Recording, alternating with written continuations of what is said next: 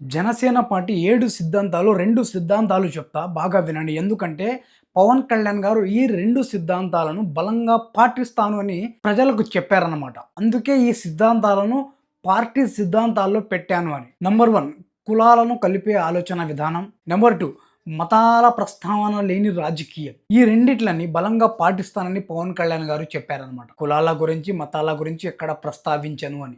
ఈ 2 సిద్ధాంతాలను బలంగా పాటిస్తానని చెప్పిన పవన్ కళ్యాణ్ గారు మహారాష్ట్ర ఎన్నికల ప్రచారంలో మత రాజకీయానికి తెరలేపారా అంటే క్రైస్తవులు, ముస్లింలు అయితే అవుననే చెప్తున్నారు. పవన్ కళ్యాణ్ గారు ప్రతి సభలో మతాన్ని ముందు పెడుతున్నారు, మత రాజకీయాలు చేస్తా ఉన్నారని చెప్పేసి క్రైస్తవులు, ముస్లింలు అనుకుంటున్నారు. ఇది ఓపెన్ గా చెప్తా ఉన్నా నేను. మతాల ప్రస్తావనే లేని రాజకీయం చేస్తానన్న పవన్ కళ్యాణ్ గారు ప్రతి సభలో, ప్రతి ప్రచారంలో మతాన్ని ముందు పెడుతున్నారు.